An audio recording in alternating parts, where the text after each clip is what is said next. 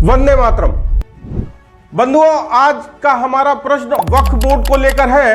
वास्तव में जैसा कि आप जानते हैं कि वैसे तो वक्फ बोर्ड का गठन 1913 में संभवतः हुआ था। स्वतंत्रता प्राप्त करने के बाद 1954 में एक एक्ट से वक्फ बोर्ड का गठन हुआ और 1964 में ये CWC सेंट्रल वक्फ काउंसिल बना और ये अभी माइनॉरिटी मिनिस्ट्री है उसके अंदर आता है। अब इसमें सबसे बड़ी समस्या जो ये है कि भाई देखिए, वक्फ बोर्ड की आवश्यकता क्या है? पहला प्रश्न तो यही है। ये मूल रूप से हमारे देश के प्रथम प्रधानमंत्री पंडित जवाहरलाल नेहरू का मुस्लिम प्रेम है और कुछ भी नहीं है।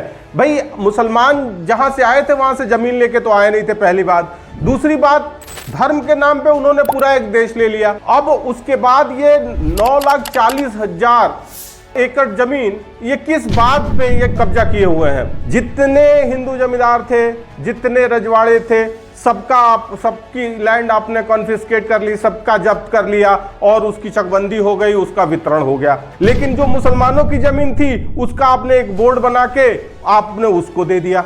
तो ये तो एक तरह से देखा जाए तो ये तो आपने छल किया हिंदुओं के साथ। अभी होना क्या चाहिए कि भाई सीधी सीधी बात है, ये वक्फ बोर्ड का जितनी भी जमीन है उसका राष्ट्रीयकरण करना चाहिए और भूमिहीनों में इसका वितरण होना चाहिए। अभी ये मुसलमान ये भीम मीम क्यों चला रहे हैं? भाई, इनका एक ये भी डर है कि कहीं ऐसा ना हो कि वो इस जमीन की भी मांग करने लगे, क्योंकि वास्तव में ये जमीन तो चकबंदी में निकल जानी चाहिए।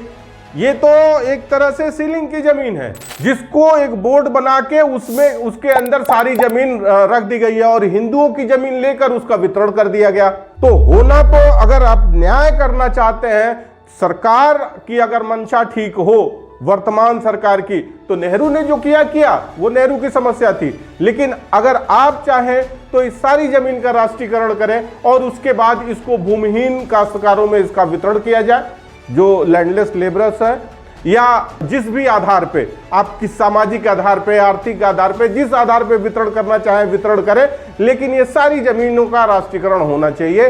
ये हमारी तरफ से एक मांग भी है और प्रश्न भी है कि आखिर ऐसा क्यों नहीं हो रहा।